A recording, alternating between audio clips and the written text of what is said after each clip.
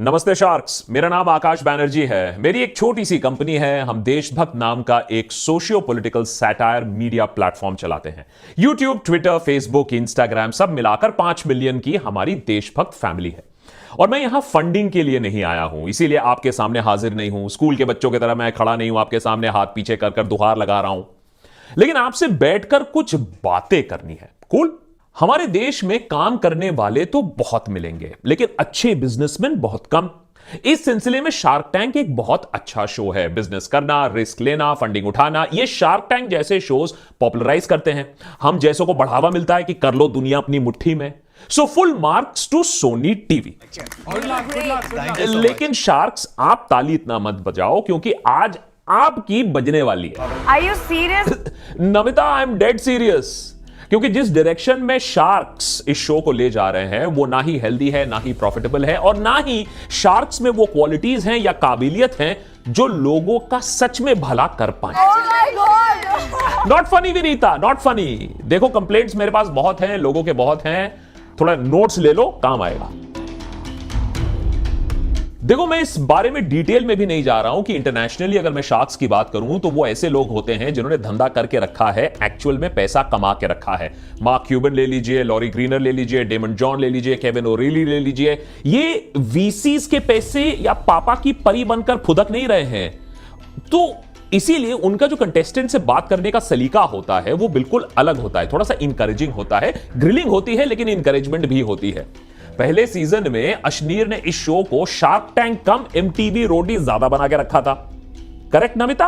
यार अश्नीर, थोड़ा सा तो शुगर कोटेड बोला करो। तेरे से ना हो पाएगा, बंद कर दे धंधा। ये सब दोगलापन है। मेरे को ना खून खोल रहा है। आप क्या बहुत ज्यादा पीते हो क्या? माँ बाप ने अभी तक कूटा नहीं? अश्नीर, अगर तेरे माँ बाप ने तुझे टाइम पर कूट दिया होता तो शायद आज भारत पे से और शार्क टैंक से दोनों जगह से बाहर नहीं निकाल दिया होता तुझे। एनीवेज, तेरे काले करतूतों पर अभी आते हैं, लेकिन उससे पहले शार्क्स की दूसरी सबसे बड़ी गलती, शायद शार्क शब्द को ही आपने लिटरली ले लिया है। तो लोगों को काटने, उनके बिजनेस को चबाने के लिए आप हमेशा तैयार रहते हो, और शो को तो आपने मच्छी बाजार बना के रख दिया है। बस एक ही एजेंडा है कि बिजनेस की वैल्यूएशन कैसे नीचे घटानी है। सबको बोलो बेकार आइडिया चलेगा ही नहीं, और फिर सस्ते वैल्यूएशन पे भारी इक्विटी उठा लो।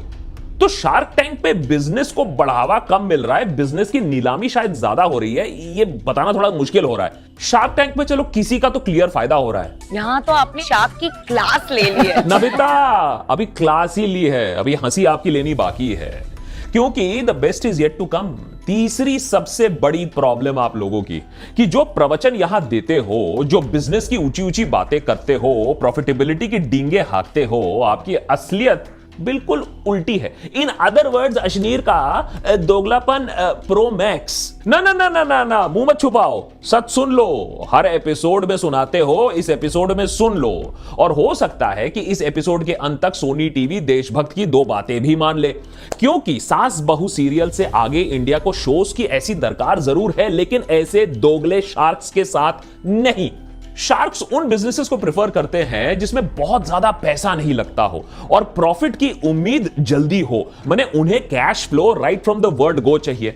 लेकिन विनीता सिंह की शुगर कॉस्मेटिक्स ने FY 2022 में 75 करोड़ का लॉस किया है। माने उससे पहले के साल से 3 गुना ज्यादा लॉस। और ये जब एडवर्टाइजिंग और प्रमोशनल एक्सपेंसेस 3 गुना ज्यादा बढ़ चुकी थी।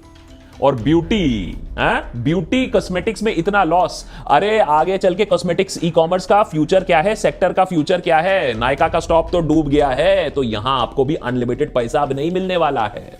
अनुपम मित्तल जी, कॉन्फिडेंस में आप तो अश्नीर से भी आगे हो, और हो सकता है कि आप शायद सच में द रिचेस्ट शार्क भी हो। लेकिन ब्रांड्स की जब इतनी बातें होती हैं बड़ी बड़ी, तो आपने जो ब्रांड्स बनाए, शादी.com, मकान.com, मौज मोबाइल, शादी.com के अलावा तो सारे ब्रांड्स की हवा टाइट हो चुकी है। और शादी.com के फाइनेंशियल्स तो आप हमें बताते नहीं हो कि क्या है कि नहीं है। अरे जूता क्यों उठा रहे हो? अब हो सकता है कि शादी.com के IPO से पैसा ही पैसा हो जाए, अच्छे दिन आ जाए आपके भी, लेकिन मार्केट की हालत देखकर लगता नहीं है। मार्केट की हालत तो देखकर लगता है कि 2009 में जिस तरीके से शादी.com का IPO को टाटा बाय बाय बोलना पड़ा था, फिर से वैसा ही हो जाएगा। पीयूष बंसल जी, अगर आपको कोई बोले कि 10 साल की फंडिंग दे दो और प्रॉफिट्स के बारे में सवाल मत पूछो, तो शायद आप मुकर जाओगे। लेकिन आपकी लेंसकार्ट सालों से प्रॉफिट के बिना ही चल रही है और किसी को खास कोई प्रॉब्लम नहीं है, आपके वीसीज को प्रॉब्लम नहीं है। $4 बिलियन की वैल्यूएशन, लेकिन पिछले साल 100 करोड़ का घाटा। धन्य है आपके वीसीज जो आपके बिजनेस में इतने धीरज से पैसा लगाए जा रहे हैं। इससे थॉट ये आता है कि फिर उन वीसीज को ही बुला लेते हैं शार्क टैंक पे, आपकी क्या जरूरत है?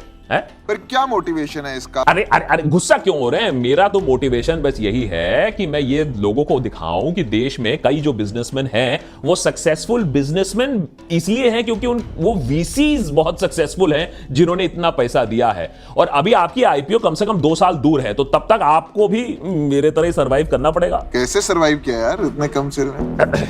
हमारे भी वीसीज हैं। अरे patreon.com पर और YouTube पे हमारे मेंबर्स हैं, वही हमारे वीसीज हैं। आप भी बन जाओ। वीसी नहीं, मेंबर बनना पड़ेगा आपको, क्योंकि मेंबर बनने के बाद आपको इक्विटी नहीं मिलेगी, क्योंकि हमारी जो इंडिपेंडेंस है वो 100% हमारी है और हम फुल्ली बूटस्ट्रैप्ड हैं। देखो ये सब मजाक की बातें हैं। मजाक तो है अनुपम। अब नमिता को देख लो, उन लोगों को जज कर रही है जिन्होंने पहली बार बिजनेस करने का सपना देखा है, पहली बार मिडिल क्लास से निकलकर ऊपर देखने की उम्मीद रखी है, लेकिन वो खुद क्या अपने बूते पर शार्क बनी है? एमक्योर फार्मा उनके पिताजी ने शुरू की थी, आज तक उसके सीईओ उनके पिताजी हैं। Nothing wrong with it. Nothing wrong with it. No, Namita, there is nothing wrong with it. लेकिन ये इंप्रेशन देना भी गलत है कि तुम्हें मालूम है कि एक बिजनेसमैन को स्क्रैच से कैसे शुरू करते हैं, स्क्रैच से फंडिंग कैसे लेते हैं, स्क्रैच से टीम्स कैसे बनाते हैं। अब ये मत कहना कि तुम्हें अपने पिताजी के बिजनेस को मैनेज करने में कितना स्ट्रगल करना पड़ा है।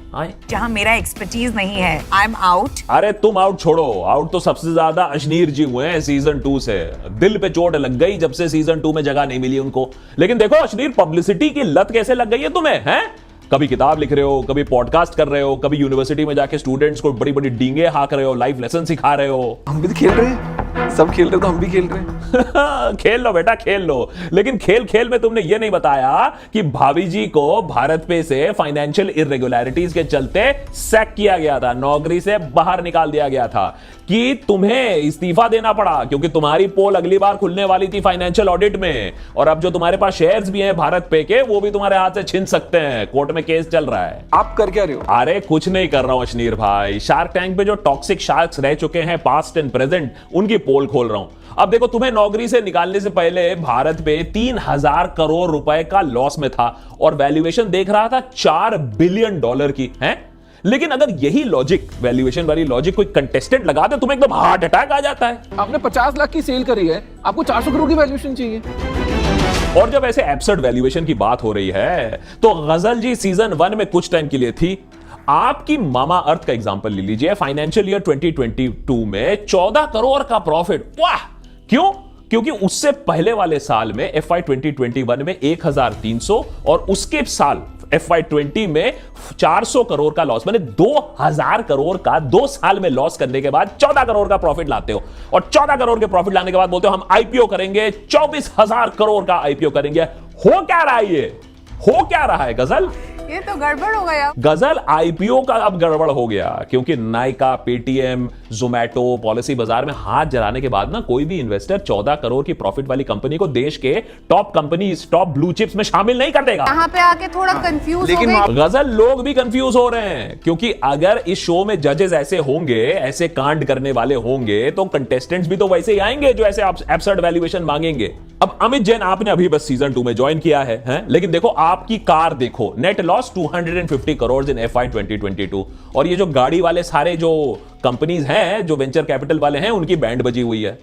लेकिन अमन, क्रेडिट वेयर ड्यू, बोर्ड में आपने शुरू से मेंटेन किया है कि भैया देखो, मेक इन इंडिया को चैंपियन करना है, ग्रोथ विद प्रॉफिटेबिलिटी रखना है, तो उसके लिए आपने बहुत बढ़िया काम किया। और आपकी एक चीज जो आपने बोली बहुत अच्छी लगी हमें, आपने बोला I want to be the unicorn, right? ये ना एक फैड, सो मैं कह रहा हूं कि ये यूनिकॉर्न की दौड़ में मत जाओ। तो मेरी शार्क से यही रिक्वेस्ट है कि इतना तेज भी मत भागो, थोड़ा कंटेस्टेंट्स को भी इंकरेज करो, कि आप भी 30 मार खान नहीं हो और ये रोडीज नहीं है, और इक्विटी की भूख थोड़ी सी कम कर लो, हैं? और सोनी टीवी से खासकर की 2 रिक्वेस्ट हैं। नंबर 1 कि कुछ रंझे हुए बिजनेसमैन जिन्होंने अपने दम पर बिजनेस बनाया है, उन्हें ले आओ। और नंबर 2 कि वेंचर कैपिटलिस्ट को सीधे शार्क टैंक पे बैठा दो ना। अरे जिन्होंने जिसको पैसा दिया है वो पैसा दे रहे हैं, इससे अच्छा है डायरेक्ट वेंचर कैपिटलिस्ट से कंटेस्टेंट्स को पैसा दिला दो, बीच में ये लंबी लंबी डींगे हाँकने वाले लोग नहीं होंगे। और एंड में कंटेस्टेंट से यही बोलना चाहूंगा कि भैया शार्क्स भगवान नहीं है, इन्हें कल ये नहीं मालूम कि इनके बिजनेस के साथ क्या होगा, तो ये आपका फ्यूचर कैसे डिसाइड कर सकते हैं। फंडिंग मिली तो अच्छा है, फंडिंग ना भी मिले तो कोशिश बिल्कुल जारी रखना। तो शार्क्स प्लीज बी केयरफुल। अभी हम चलते हैं। नेता टाइप आधा काम मत करो, सब्सक्राइब के साथ साथ बेल आइकॉन भी दबाओ।